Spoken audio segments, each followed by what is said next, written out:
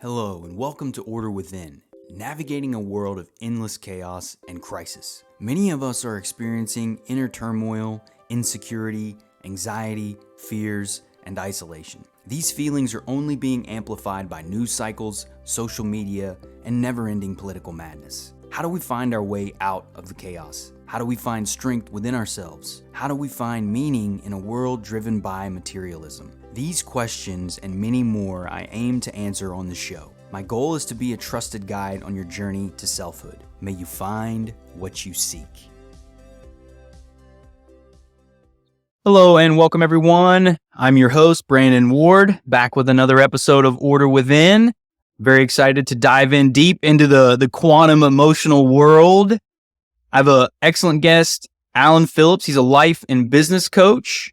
Alain helps successful business leaders and accomplished entrepreneurs liberate themselves from exchanging ceaseless stress for fulfillment so they can live and lead a life they love, finding inner peace and quality time with themselves and their loved ones. Alain, I got to say, I love that mission statement, my friend, and I'm excited to have you on the show. So welcome. Thank you so much, Brandon. This is really a great opportunity. Thank you so much for opening the space and inviting me. It's fantastic. Absolutely, man. Absolutely. Well, we had a good chat about a week or so ago, talked a little bit about your work, some of your background. And as you know, Order Within focuses really on the inner world and our inner world. We live in a very chaotic world. So the idea is creating order within ourselves so we can become, the best version of who we are and really reach a level of self-mastery over life. And that means a lot of different things for a lot of different people. I think I got a good bit of entrepreneurs and business owners that listen to the show, people that are just trying to really get the most out of their life, not necessarily business owners, but people that want to level up. So I think with your background, knowing that you've got over 20 plus years of experience, I mean, your empath work and everything has really gone from a very young age, which we're going to talk a little bit about. But just your experience, your background, I'm hoping we can create some value for the audience here and dive in. So what do you say? You want to get started? Yeah, that's fantastic. Let's do it. I hope that everything we share today is of value for your audience. Anyone listening to this can get the most out of it. I love it. I feel the same. Well, Alain, so let's talk briefly a little bit about kind of what you got into the world that you're in. And, when we talked about it, you were empath at a very young age. So maybe you can give our audience a little story on how you came to be and what kind of got you to where you are now, if that works. Sure. Thank you. I'm a natural and very powerful empath. I am able to feel emotional patterns from the people that I engage with in any kind of relationship. So I pick up really fast where if there's congruency between what you're saying and what you're feeling. See, every emotion, behind every human action, whether it be what we're talking, what we're doing, there's always an emotion that gives it meaning, right? It's not the words we're saying, it's the tone in which we're saying them or the space between the words that give meaning to what we're saying. It's not the actions that we're doing, it's the language that we're transmitting with the movement of our body, right? That transmit the meaning of how we're doing it. So in many ways, it's the unseen components of our essence. Exactly. Yeah. And there's always an emotion behind it that gives it meaning. Even the words that we use have to do with the way we feel. So from a really young age, I had to learn to value, understand, and trust what I felt as a center point of my existence. Whereas going to school, they teach us to pay attention in what we think, right? For me as an empath, everything that called my attention was always emotions, right? So people would think I was like dispersed, that I wasn't able to pay attention, but I was really paying attention to the meaning of everything that was going on, not to the thoughts that were being expressed to me, but what was creating those thoughts. So it was really hard as a kid to express that was really hard. So I was really misunderstood. Well, and this was probably before ADD and ADHD was even really a thing yet, right? It was called hyperactivity. Right, exactly. And so it was lumped into behavioral problems or challenges, right, for you as a young person that you had to navigate. Because to your point, most people are thinking about things logically. You need to listen to instructions, do what you're told, think it with your head. What is what is Alan? What are you doing? What is all this? What are you talking about? The unseen feelings and things that you're describing. Exactly. So as they're telling me, focus on this, what you have to do, I'm focusing in what the person that is telling me the instructions is feeling. And I get like, okay, she's telling me to do this, but she's not feeling it. Or she's feeling completely like, she's feeling stressed while she's telling me to be calm. How? You know? So did that create problems? And this is, I don't want to get ahead of you, but I imagine that as a child, because you were like 7 when you discovered, right? When we talked, I think it was roughly. Roughly, that was like when people started saying, okay, Alan reacts differently to life. Yeah, got it. So very, very young. But I imagine that there was probably a lot of challenges with authority and how you, and because if you're feeling something different from what somebody's telling you, then you're instantly kind of picking and leaning into hypocrisy. So you probably, as a child, that hypocrisy may have been challenging, I would imagine. Not a hypocrisy. I would call it more like really, because you're feeling what the other person is feeling, is more of empathy. Empathy and trying to understand and being compassionate about what they're feeling. And you lean more into that, right? And as you lean more into that, people get nervous. People get like, why are you dealing with my feelings, right? They're my feelings. Don't touch my feelings. Just do as you're told. And that poses a challenge. As a kid, you're naive about it, right? So you just follow what you're feeling. A lot of people that are listening to us, if they're empaths, they pretty much can relate to what I'm saying, right? And you lean into it from a compassionate point of view because you understand what the other person is feeling. Yet the other person might not be so comfortable with that. And there comes rejection. So some empaths tend to go way deep in and stop showing their empathy. And they cage themselves from reality. That can evolve to a whole other set of disorders, right? Right? Some other empaths say, oh, I can pick on this up so much, I can become a leader because I know that what I feel I can transmit, right? And at a very young age, I was guided by my father to really trust in what I felt, right? And that's a blessing, huh? That was having your father to help. That's been the biggest blessing of my life because by trusting what I felt, I was able to tell a difference between what were my feelings and other people's feelings. Right? So I wouldn't get confused and I would be able to respect my feelings and other people's feelings as well, even if I was empathic to their feelings. It took some time, of course, right? But by the age of 19, probably I had mastered much of my emotional empathy through personal development courses, meditation, transcendental meditation, energy healing, and close to 30 to 40 different courses like that. At that time, I really got into more how can what I know or what my experience been be of service to others? Because that was also a way for me to feel accepted. I became the super helper, right? If I'm different and people notice I'm different, I won't be accepted. But if I'm the helper, everyone wants help. So that was my inner conflict that drove me coming to coaching. I studied law. So I thought that was the way I wanted to help through helping people get through the legal conflicts. But then I understood that what I really wanted was help people solve those conflicts before they got to a legal point of view.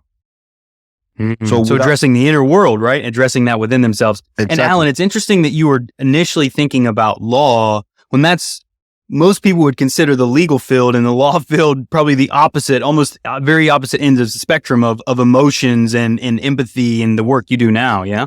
By the age of 19, I was able to express my emotions in a very clear way. So I would naturally go into debates I was always like looking for justice, right? I would be able to notice who was hurting and why they were hurting. And I would like to defend and help those people because I could understand. So that drew me into the world of law and drew me also into the world of, I was interested in international relationships, relations, the UN, trying to help basically was like, everything was about how can I help? Right. And the driver in me was one certain degree at that time, acceptance, feeling accepted And at the other part, giving purpose to what I knew and how I could really help because of how I understood emotional patterns. When I finished law school, I got to understand a little bit more of my need to be accepted, and I worked through that. And now I started to step more into purposeful action with my experience. And I understood law as the nervous system of society. So that gave me a lot of basis of how to handle myself outside of myself as well. So it was at the end of the day was a real blessing to study it, because I got to understood the in our world, there's always the should be and the be, right? The way people believe things should be and they desire it to be. So that gave me also a very wide scope of society. And that, together with the emotional patterns that I was able to pick up, I got to understand a lot about how people were thinking and what they feared and what they wanted. So I started a practice to solve the emotional conflicts by mediation. It didn't take long till that transformed into coaching without me even knowing so, right? Then I figured out that there was something called coaching, and I was like, oh my God, this is exactly what I'm doing. I was applying the Socratic method by asking questions so that I could empower my clients to come up with their own solutions or with their own points of view or with their own perspectives and make purposeful decisions. And that evolved. And as that evolved, I understood that this is what I love doing. When I saw the word coaching, I was like, wow, I want to jump into this right away. I'm also an entrepreneur. I love being an entrepreneur and doing social entrepreneurship. So I started working with Mayan communities in the Riviera Maya, working with honey. I was always into different cultures. I traveled a lot. I was a volunteer in Angola, in Africa. And it was all about understanding millenary cultures for me for a long time and understanding their view of the world and how that was more humane, more towards the deeper relationship with oneself and one another than the doing relationship that we have in our society. You know, in our society, we're more of human doings than human beings. We believe that if we don't do, we don't get to where we want to go or experience what we desire. So we're always thinking about what to do. Whereas millenary cultures are more in touch with human being. And by being, they receive the experience of life and then get inspired to do according to what they are. So understanding that also gave me a wider perspective of how to better serve my clients, understand who they are and what they really desire and how to bring about that experience in their life. So it was like bringing two worlds together. And that meeting of two worlds pretty much created my practice until. So, wow. So it's emotions and the legal world, the world of law. And you said something earlier. You said that the law industry or field is the nervous system of humanity. I'd love for you to kind of expand on that a little bit. Society. What you mean? It's society. Yes. It's the legal, because every act that you want to make public must go through that legal system. So that it's just like our nerves, like our nervous system. Every act that we have will have to go through the nervous system so that your body is aware of it. So society as a body has a legal system to understand what is possible and available, basically.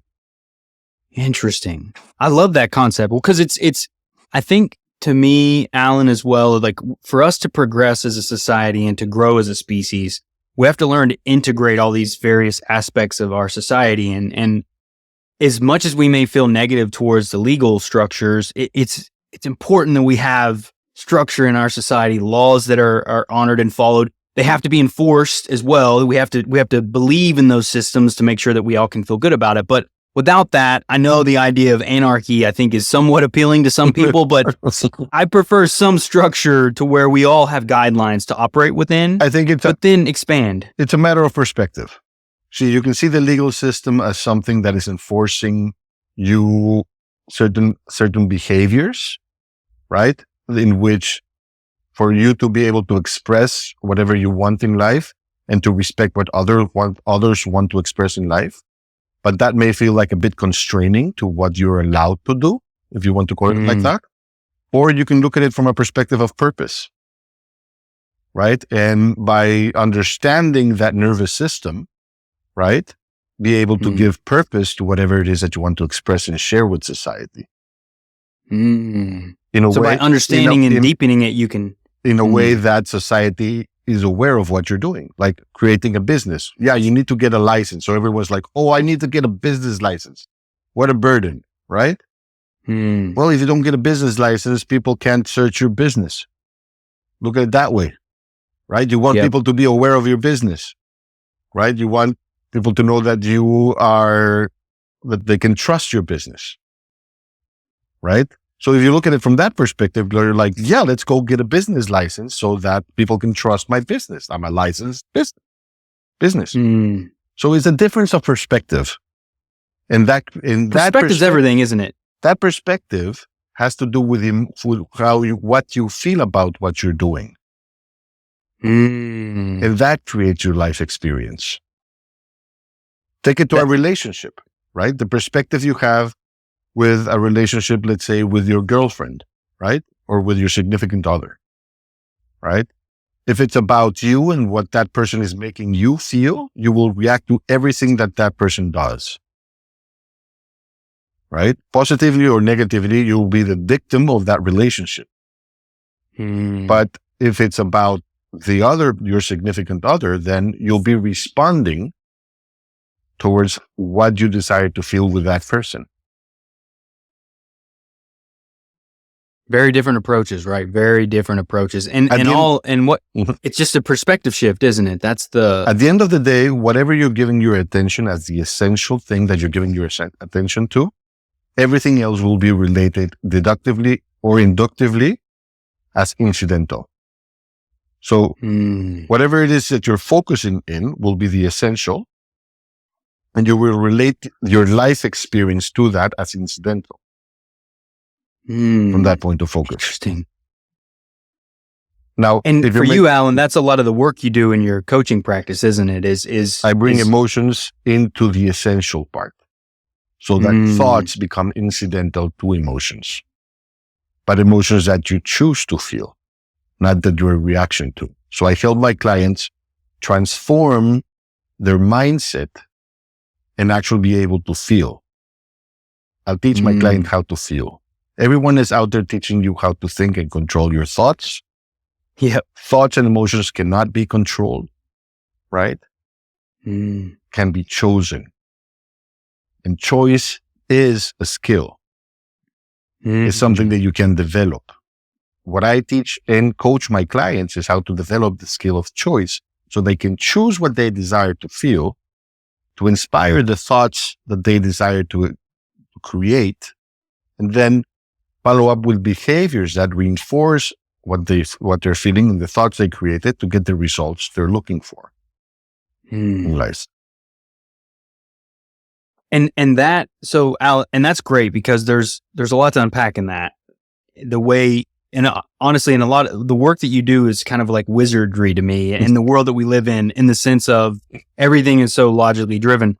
And I relate to a lot of your work because I've always been very empathic as well. No, I don't think not at the same level that you're describing, but I've always been a deep feeler, and I struggled growing up as a child in blue collar West Virginia, where boys don't feel. It's you do your thing. What Boys are you talking cry. about feelings? Yeah, exactly. But I've always had more of a poet's heart, a poet's soul in a lot of ways. It doesn't mean I don't love the physicality and being a man and whatever, but that's always been a huge part of what I was.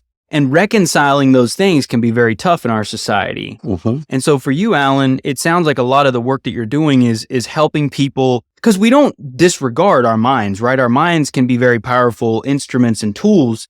And because I'd love for you to expand a little bit more when you say choice is a skill and how that kind of ties into our emotions and the way our minds work. Because sometimes what can happen is people get caught in their stories, and then they can almost get angry when someone tells us that we have the power to choose, right? So I'd love for you to expand on that a little bit if you can. Of course. Well, first of all, mind is everything. It's not only what your intellect is telling you. It's also what you're feeling. What you're feeling. We relate feelings to our heart because our heart is able to perceive, emotions as vibrations. Everything is vibration. We live in a vibration world. Everything is energy. And that's science. We know That's that. science. We know that. So I'm not creating something woo-woo here. We're all in vibration, right? Just different density of vibration. Emotions are also vibration. Thoughts are also vibration, right? And we feel the energy of both. We're able to relate to it because we're able to get sensations in our body when we feel something, right? And we're able to see thoughts in our intellect whenever we think of an idea or a concept, right? Those ideas and concepts are inspired by the sensations that you have. So when you pick up on a vibration and you have a sensation about it, that sensation will bring a thought about the practicality of that sensation.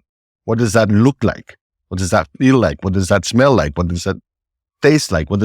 How can you listen to what you're feeling? How does that show up in your life? Right? So when I'm talking about choice, what you're really choosing is what you give attention to. Your life source, energy source, is attention. Since the moment you're born, right, you need relationships and you need to know how to call the attention of those relationships, your parents, right? You have a diaper, you made poo in your diaper, you need to cry so that your parents run to you and change the diaper. You're hungry, you need to know a way to call for their attention so that you can eat,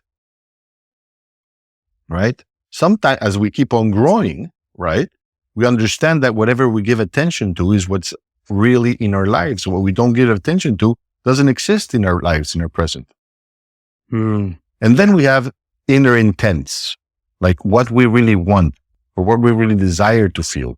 Like, for example, when you approach, you like this, you're in elementary school and you like a girl or a girl likes you, right? And you approach that significant other with all of your heart and everything you feel inside, and suddenly you get rejected, right? It hurts. It hurts. You get all the sensations of hurt.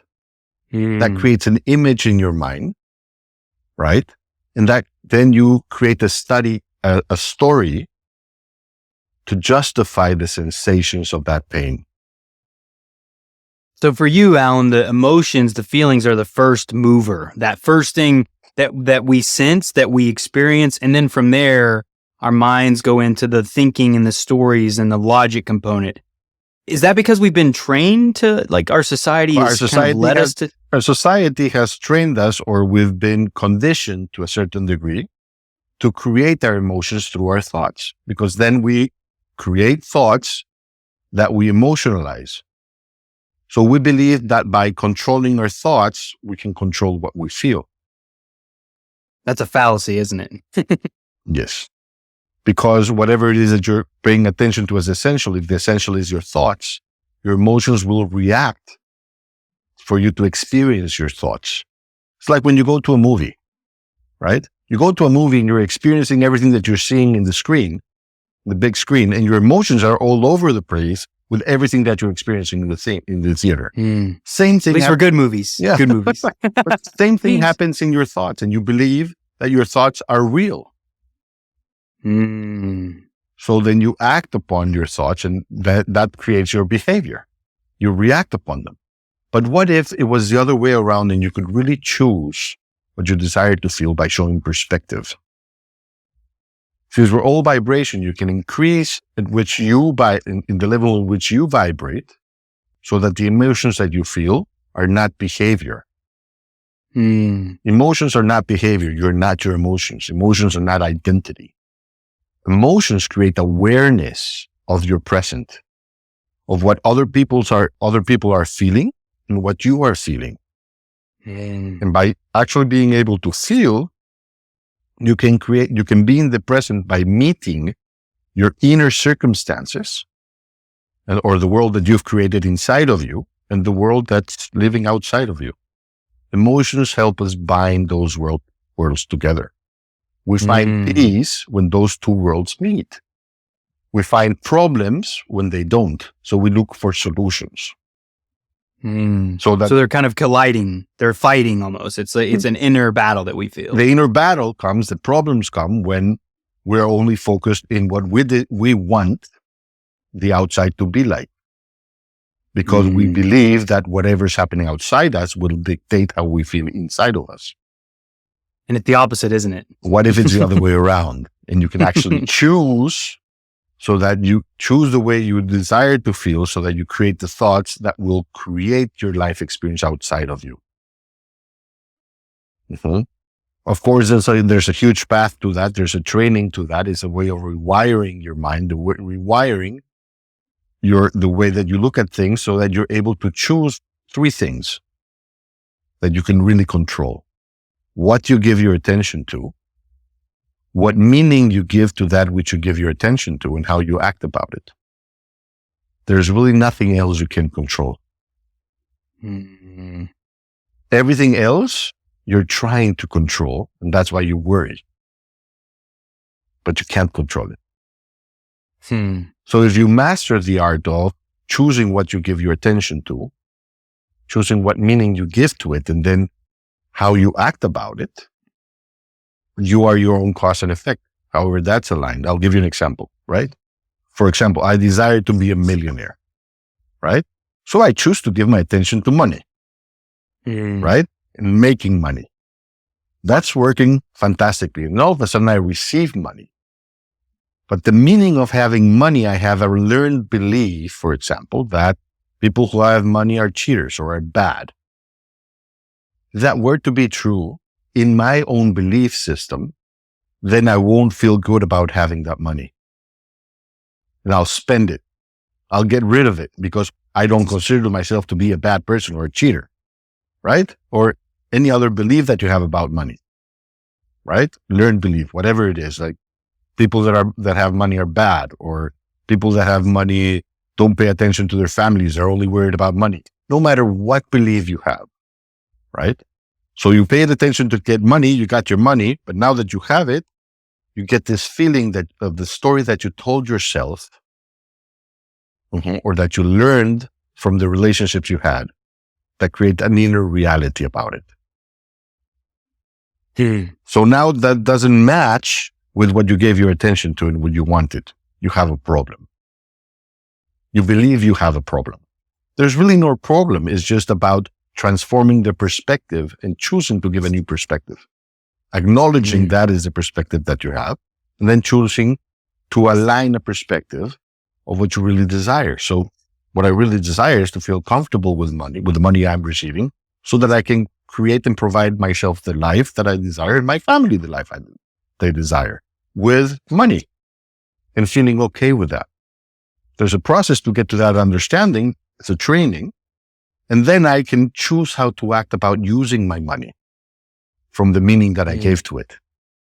Because if I'm not aligned in what I feel about it, then my actions will react as giving it away or spending it too fast, or not saving up, or not creating a structure for that money to serve what I desire with that money, to create that structure. Otherwise, I'll be just wasting it. We see that a lot in like lottery winners, right? Where somebody wins, it could be hundreds of millions of dollars, and then just a few short years later, they're completely broke again. But that's not because that's their relationship to it, isn't it? That's the inner component that you're describing right now, right? That's the inner component that I work with. How to give your attention to the meaning that you really desire in life. And it's a very practical way to get to it. I'm not a psychologist. I am not a counselor. It's not a therapy. It's a training process. So I train my clients and then I coach my clients on integrating what they've been training on, so that they get to choose. They get to develop the ability to choose. So Alan, it sounds awesome. And could we talk a little bit about how you train your clients and the skills that you're developing, like the skill of choice, the skill of navigating these things? Because there's when I'm thinking about somebody in our audience that maybe they're in a really tough spot right now. They don't like their job, or they want to do, maybe they're working a crappy job, but really what they want to do is own a business, or they're in a bad relationship. They want true love. They want to find their significant other. Like, what are some things from your perspective as a coach that if someone came to you and was just kind of miserable or in a tough situation, like where could they start from a practical perspective to kind of start building through some of these things? The first thing they have to master is their breathing. You see, Our breath is intimately connected to our nervous system. So the rhythm at which we breathe is a rhythm at which our biology works. Mm-hmm. So if we slow our breathing, then we slow down, right? Is that kind of the... That's a first. Yeah. When we're paying attention to our thoughts, like for example, let's say you're having a bad time at work. Like let's think about someone that's listening to this that's having a bad time at work, right? Mm-hmm. And all these thoughts are coming up. Like if I lose my, but I don't, I'm not happy with my job, but if I quit my job, then I won't be able to make money. I won't pay the rent. My wife is going to get pissed off at me. I won't be enough for my children. What kind of example would I be if I quit my job, etc.? And all these thoughts, right, Mm-hmm. are creating these emotions that you really don't want to feel, right? And these emotions are inspiring more thoughts about what you really don't want to happen. Mm-hmm. Until you get really emotional about it, that you just don't want that to happen, that you say, stop it. And what you stop is your job. Mm-hmm. Because you feel your job is creating all of this inside of you. And then you get the outcome that you actually didn't want it. And all the stories that you told yourself that could happen actually happened. Your wife hates you for it. Your children don't look up to you for it, because that's a perspective that you've given to that reality. Mm. So you act about it in that way. That's the words that you're using. That's the emotions behind your tone of voice. That is your body language is related to everything that you didn't want. So you actually created that reality. Now let's go back. Let's rewind, right? Mm. That same person that is having a bad day at the job, right? Instead of going into the bad day at the job, take a step backwards and breathe. Get a comfortable rhythm of your breathing so that your nervous system comes back to the present, not to the reality that you're creating in your mind. Mm. None of that is happening. Where you're spinning out. You're spinning out in your head. None of that is happening yet. Mm. It's just in your mind. That's important to remember, right? We forget that, don't we? None of that is happening. It's only happening in your thoughts. Your intellect is creating that because of the way you're feeling. Mm. So the way to get in touch with what you feel first is to breathe. Become aware of your breathing so that you understand that those are just thoughts, and what's happening now in the present is that you're sitting at your desk at your job. Right? And you can now choose to give attention, right, to what you enjoy about your job, for example. Mm. And then you say, oh, well, if I enjoy doing this, then I can create that. If I can create that, that would probably give me an ascension, or maybe I can make more money in my job by doing it. I really enjoy it, and you get inspired. And all of a sudden, now you're creating thoughts that guide you in a complete different direction. And you're connecting through those thoughts with ideas and concepts to other people in your job that appreciate what you're creating because you're enjoying it. So they get the feeling of joy by what you're doing. They connect to that feeling, right? And then they get creative, and you get creative. And things all of a sudden take a different turn just by one choice of where you place your attention. And it's interesting, Alan, because it all comes back to that vibrational component too, right? But like to enter that field, you need to breathe. The first thing, like the key that you asked for right now for the audience, right, is become aware of the rhythm of your breath. That way, you're back to self. And understand this, you are not your emotions, you're not your thoughts, you're not your behaviors. You get to choose your emotions, you get to choose your thoughts, you get to choose your behaviors by what you choose to give your attention to. But you won't be able to choose what you give your attention to unless you're breathing coherent. So the breath is always where you start, regardless. Like, let's get back to the breath first. Look at it this way. You have about 50 trillion cells in your body, right? It's crazy. Okay. They all depend on the air you breathe. But guess what? There's also about 50 trillion living beings outside of your body. And they all depend on the carbon dioxide that you exhale. So it's sustaining life by breathing. It's a link to life. Trees create oxygen with the carbon dioxide that you exhale. They create oxygen so you inhale. So for everyone that's trying to demonize carbon dioxide, y'all, it's an important component of our healthy environment. Without it, trees can't breathe and cannot create oxygen. Not only trees, but the environment that we live on, right? So breathing allows us to connect to life. Not only our life itself, the energy of life that is flowing through everything and everyone and every living being. So we can be in the present just by starting to pay attention to our breath. So Alan, it's not a statement to say that breathing is life. Literally breathing is life for ourselves, for life around us. So that's why it's a grounding component of starting with the breath, because it's where all life begins in many ways, right? It's where all life is happening. Yep.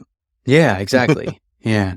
It's such a beautiful thing too, when you think about how symbiotic that is, how everything is very connected and cohesive. It's easy to forget that because of the idea of the separation that exists between us, because we don't see all this stuff happening, right? We get to in front of us. We get to separate ourselves from reality, from life happening in front of us, right? Because our ego, or because we get to believe that our thoughts are what's reality.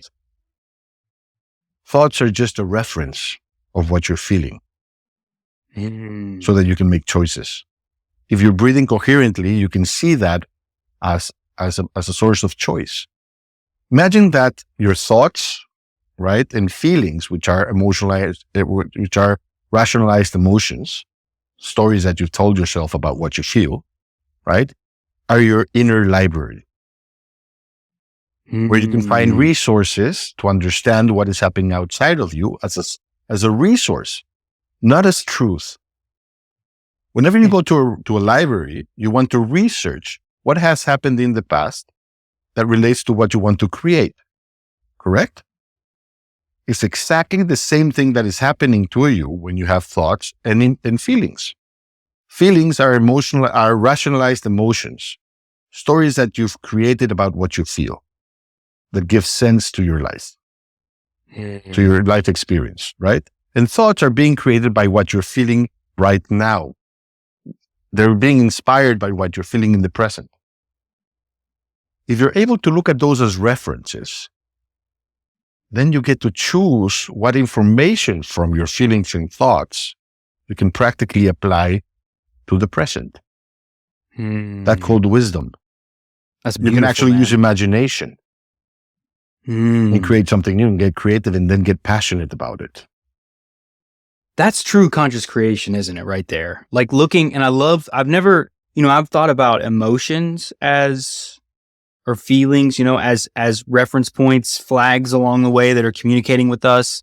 But I've never really thought about as thoughts as the same way. When you connect those two things together, when you look at your thoughts and your feelings, they do become very powerful reference points. And if you're trying to create an intentional life, observing your reference points to make sure that they're aligning with the life you want to create are crucial, instead of being victims to our feelings, our thoughts, and being kind of ripped around by life, which is what a lot of us happen. And Alan, I've spent much of my life in that state. I've had to do a lot of work to get out of that. I know a lot of listeners that are tuning in have done a lot of work to get out of that state. But it's amazing having all these different perspectives, though, because what you described, I haven't really thought about thoughts in that way as reference points tied to emotions. Like, that's very powerful. It's a library of information on where we are today and where we want to go. It can help guide us on that journey, can it?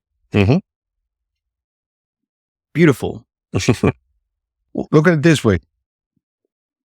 When we find problems in our lives, right, is because we're believing our thoughts to be true. And our thoughts are usually coming through judgment, opinions, or assumptions. None of them are true. They're true to your experience, to your knowledge. But knowledge and experience are limited because they already happen. They're not happening in the present. Albert Einstein said, knowledge and experience are limited because they are from the past. So He's a pretty smart guy too. they're limited as references. Now use that knowledge, use that experience, get creative about the present, and create the present that you really desire. There's no problem there. There's only adaptation or transformation. That's what nature does. I've never known anyone in nature or any living being of nature that deals with problems. Because you said they either adapt or transform, right? That's the difference. Nature either adapts or transforms. We are so you accept what is, or you change to navigate what's happening. Is that what you mean? Right? Exactly. Is that yeah. No, even to change, to transform yourself, you have to accept what is. You have to adapt and then transform. It's very true. Wow. So it always starts regardless with adapting, and then either you adapt to what is or you transform from what acceptance. The resistance to adapt or to transform is called the problem. And you need what you're solving is your resistance. Once you've solved, and that's the inner stuff. That's the inner stuff that you are projecting with the outer stuff. So I need to change my life partner. I need to change my job. I need to change everything so that I feel better. What's driving that wanting to change everything is what you're not changing inside. What you're not adapting, what you're resisting to adapt to or transform to. And Alan, would you say though, it could be true too though, and I'm curious what your perspective is you may come to a point to where you realize, well, I guess that's it. If you're looking at a situation and you are in a bad relationship or you're in a career that really truly is unfulfilling for who you are, you adapting to that, accepting what it is, and then choosing to transform it means that you're bringing knowledge into the moment of who you are, you're honoring what is, but then you're making an intentional decision to transform the scenario, which may mean changing careers or relationships, but it has to be done with intention and care. Is that? That is completely correct. If you don't adapt, you don't have a choice. Once you adapt, you're able to see everything that's possible and available for you to be able to choose. Otherwise, you feel you're blinded. That's why you attack a problem. You believe that by attacking the problem, you'll know what the source of the problem is. And maybe you will. But the source of the problem will always be either your judgment, your opinion, or your assumption. So that's what you need to transform. That's what you need to let go of so that you can adapt to what's happening outside of you and then have real choices about where you want to go with intention. See, that's the sneaky thing though, isn't it? Is we are led to believe that change happens outside of ourselves, but true lasting change that reflects who we are always starts within, and then it ripples out from within us, doesn't it? Completely. How about if it's not change? Change is also fiction.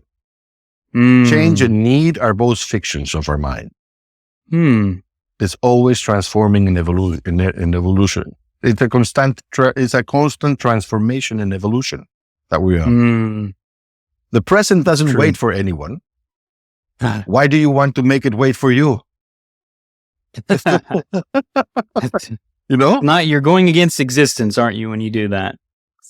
When you really learn to feel, right, you can get into a state of flow with the present and learn to give perspective to every moment and co-create with the present. Really be part of life. Integrate the experience. That's the difference between bravery and courage. I always say, for example, that fear is a gift, right? The fear is a gift because it can bring us to clarity if we face it courageously. If we face it bravely, we disconnect from what we value to attack that which is threatening what we value. I think we you talked shared about a story. I was just going to say, would you mind to share that'd be to great. take it to an extreme, right? Let's say I'm hiking a mountain and I find a bear in front of me, right? Of course, I'm going to feel fear because my life is in danger and that bear could really much threaten my life. It hasn't though, yet. It's just a thought and an assumption that bear has the capacity of threatening my life. Now, if with the fear that I feel from looking at that bear, I get brave, I will attack my assumption. So I will attack the bear to get rid of the fear that I'm resisting. Once I kill the bear, I don't feel fear anymore. I feel great. I killed the bear. Right? But in doing so, I'm also risking that which I value the most, my life. Because that bear, you might not win the bear, I might right? not win the bear. I might lose. When you're being brave, you might win. You might lose. Because you're detaching from what's happening outside to only connecting to what's happening, to your assumption of what's happening inside. And you're attacking whatever you feel is threatening that assumption you have. So there's no clarity, but only about what you feel. Right? So then the distinction then. You feel like you have no choice. I had no choice. I had to defend myself. The bear wasn't even attacking you yet. It was there, but he could attack me. So I had to get rid of it. Based on the assumptions we carry, right? That's the thing. So the bear becomes the problem. Okay. So we need to attack the problem. We need to get rid of the problem. And Alan, from your perspective, that's disconnecting from the outside and the inside and just reacting based on our assumptions. And you become brave. But when you become brave and you get a solution and you get rid of the problem, your ego says, see, I told you so. You did good. Congratulations. It validates. It's validating. Then you say, oh, I need this problem solution illusion mindset. Because whenever I feel pain or discomfort, I can engage in solving it. And that engagement gives me purpose, gives me a feeling of connection. And if I find other people that have the same problem, I get to connect with them that are dealing with the same thing that I'm dealing. So now we get identity. We're part of a community dealing with a problem that we want to solve. And we get connection from that. And then we get a solution. Or we don't. We win or lose. But if we get a solution, we get a hit of dopamine. And we're like, yeah, we did it. We solved the problem. We killed it. Right? We killed it. Look at the word. We killed it. We mastered it. We're on top of it. We're more than it. And a lot of that's happening in our society, isn't it? At many kind of cultural levels. Yep. Whatever you want to relate it to. So then you get this peace. You're like, wow, no more problem. But you lack the connection again. You're like, where did that connection go? It felt so good to be connected to getting that solution, finding other people that were in that same problem that I was. So let's look for another problem, which I need that connection. And I want to get to that solution because I felt great. So you get into a problem, solution, illusion mindset that detaches you from your original vision of what you really desired. So you never mind about the vision anymore. You're not connected to what you desire.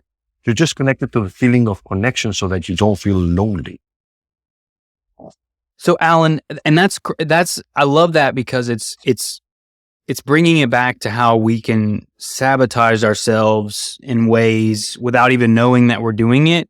And things can feel good that are actually not good for us in those moments, right? And I think that's a great example, choosing the bravery path. But what does that look like if we rewind and reset on that and choose the path of courage? What does that look like? When we choose the path of courage, we're like, okay, I feel the fear. I can breathe that fear. What is it threatening? Oh my God, there's a bear in front of me. Oh my God, holy crap. Holy crap. What could it threaten? This fear I'm feeling is because there's the threat. What is it threatening in me, my life? That's clarity. I can choose to focus in what I really value that is being threatened, my life. And once I focus myself in feeling that value and feeling my life instead of detaching from it and risking it, right? Then I can see what's really valuable for my life. I'd rather just walk away or find a way to just observe the bear, keep it cool, so that the bear sees that I'm not a threat to him and he's not a threat to me, right? And we can observe each other and just pass by or walk away or find a way to climb a tree, preserve my life. For entrepreneurs, business owners, or normal people, whenever we have a vision about what we want in life and we see a problem, we get brave and we forget about the vision. We forget about what's really valuable that problem is threatening.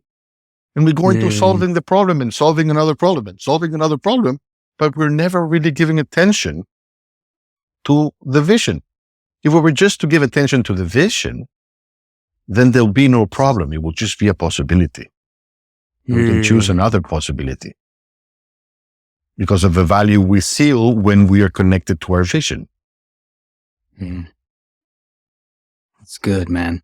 Well, and from that place, you can pull from the endless well of creation, which is, that's the difference, right? Then you're connected to life. It's not your life source energy that you're using to solve the problem, because that depletes you. What you're drawing energy from are emotions that only are sustained with your own energy, like anger, fear, sadness, whatever you want to call it, right? Frustration, etc. They become your why. And now you get inspired by those to solve the problems. That's an exhausting cycle, and isn't you're it? depleting yourself. Many end up in burnout. Exactly. Yeah. So purpose is not reason. A why is a reason. Purpose is a choice. Oh man, I love it. Well, because it always comes back to empowering the power that we hold as creators and individuals at the end of the day, right? Like we're not separate from everything. Everything is interconnected. We have to throw out the idea that man is on an island. We are not on an island. Everything is connected. But we have agency over our life, but the things that we have agency over are the inner states. That's really the world that we command. And you said it, I love it, because it's not about controlling anything. It's about flowing. Something that's changed for me, Alan, as I've gotten older and I've done this work, is I view life more as a surfer now. I'm not even a surfer. I lived in San Diego for almost a decade, so it's around surf culture, but I view it as that's what you're now flowing. You're surfing the waves. A wave could be big, a wave could be small, it could be huge, but you navigate it by flowing and riding the wave. If you don't adapt to the wave, it'll crush you. Exactly. You get taken under, you get hurt, you drown potentially. But if you adapt, it could take you to a beautiful island, a beautiful beach, wherever it may be, right? Like, if you worry what the wave is going to do to you, you never take a wave. Right, because now you're in fear. You're afraid of the possibilities of what could be, and you're staying on the sidelines. That happens a lot too, doesn't it? Or then you put in a lot of effort because of all of the possibilities, and you keep on falling from the wave. So you put extra effort that is not even needed. Yeah, because you might find you get up on a wave, and it's like you're natural. It could be natural. You're creating all these scenarios, and it's not even relevant. If you feel any surfer, I'm not a surfer, but I know surfers. You live in Vancouver, so I know there's people surfing there. And I did some boogie boarding in my life. And I know that when you're surfing the wave, you are the wave. You're feeling the wave. And then you choose how to navigate the wave. Because you're feeling where the tension is coming from. And then you navigate it to the right or to the left, or you hold on a little bit so you get pushed. You see where the wave is going and where you get more thrust. You're making choices. And you're becoming one with the thing. That's the difference. You're not separating and disconnecting. You're observing and holding the space for it to happen. You see, there's one saying that I love, and I think this will bring a lot of insight to everything that we just talked about. Let's take it to a notch of spirituality, right? Right now, spirituality is a big thing. Everyone is about meditation, about mental health, about being able to hold a space for their life, right? Doing yoga and everything that brings a more healthy life. But the perspective of how you look at this has a deep impact on how you experience it. If you're using meditation so that you manage stress, your point of focus is stress. So you see meditation as something that's outside of you, something you need. There we go. Problem, solution, illusion again. Pain, then connection, and then solution. But then you finish, you're like, okay, I finished my 10-minute meditation. Now I can go get stressed again. Let's go get stressed again. And then I can use my meditation. So it's no problem. I know how to meditate. I can get stressed. Bring in the stress. No. It's the other way around. Bring it in. Integrate meditation to your daily life. Be in a meditative state all of the time of your life. And this is the difference between saying we are human beings trying to have a spiritual existence.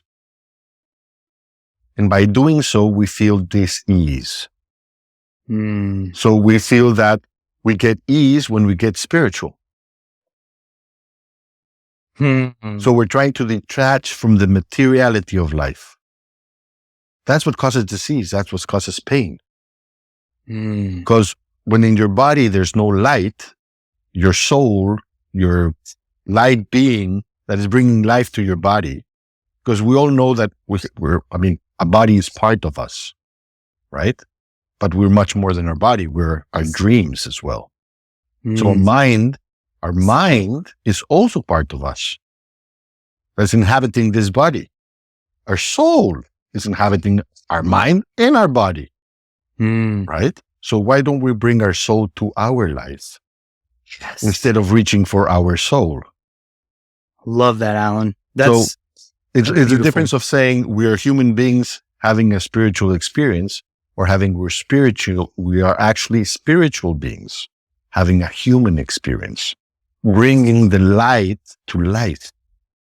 That's it. To express. And that's the aim. That's it? it. That's when if you get inspired by that, you're able to manifest whatever you desire. Yeah. That's the work, my man. I love it, Alan. That really is, I think that's a great piece to close on, because it brings, from my perspective, there's a lot of practical things that you talked about. I love that your focus point is starting with the breath. Like, that's a great piece, is starting with the breath, especially if you're feeling stressed, angry, whatever, just coming back to your breath. But then closing with all this, our goal is to bring more of our soul, our life energy into our life, not transcend the world or escape the world or move away from the world. Our role as spiritual beings is to embody being human with the understanding that we are more than that. We are spiritual beings here, but ultimately the work is to bring our soul into the world. We are life. Exactly. Yeah, that's beautiful. Well, Alan, I really enjoyed our conversation. If anyone is interested in your work and what you do, where can they find you? I'm obviously going to list stuff to your work in the show notes, but where can they reach you? Thank you so much. If anyone that's listening to this found that anything that we've shared together today, Brandon and I, that it resonates with your life experience and you'd like to know more and you'd like to talk about how it resonated, I'm totally open to listening to how this resonated to your life experience, right? And see a way in which I can possibly help, or we can work together on it, right? You can reach for me at my webpage, which is www.quanticawareness.com, right? You can find me in my Facebook. Alain Phillips is ALAIN space Phillips, like the trademark, PHILLIPS, right? And in my website, you can click a button to schedule a 15-minute free phone call, right? And we can meet each other and see if we connect in a conversation and see where we can take it from there. Awesome. Alan, well, I really appreciate that. I'll make sure to link to the link that you could schedule the 15-minute conversation with you, as well as the show notes. I'll put all your website, your Facebook page, all that stuff too. I really, really enjoyed the conversation, man. It's refreshing having a coach like you that's really trying to integrate all this work, the mind, the feeling, the heart, the soul into that, because really, I mean, from my mind, that's our world needs that more than anything, especially right now with where we are. So I really appreciate your time, Alan, and coming on and hanging out together. So Brandon, until next time, my friend. Thank you so much for the invitation. It's been wonderful having a conversation with you. I feel that you are an excellent, all the questions you made, every example that you looked for, you made this space possible for me to be able to share what I do with your audience. And I really, really hope that your audience can get a lot of value out of this episode in your podcast. And yeah, if you guys feel like some of this relates to you and you feel it resonates, just reach out. That sounds great. Well, awesome. Alan, I appreciate you, brother. Thank you. So for all the listeners out there, we do this weekly, as you all know, if you're a regular listener. If not, we drop new episodes every Thursday at 11 a.m. We got a bunch of great guests lined up as well. Alan is a phenomenal guest himself. Look forward to potentially having you back on again in the future, Alan. I really enjoyed our conversation. So until next time, y'all, appreciate you, everybody's ears, eyes, and all that. So until next time, y'all. Thank you for listening to Order Within. If you found the episode helpful, please consider sharing, rating, and subscribing. New episodes will be released every Thursday at 11 a.m. Eastern Standard Time. Until next time, y'all.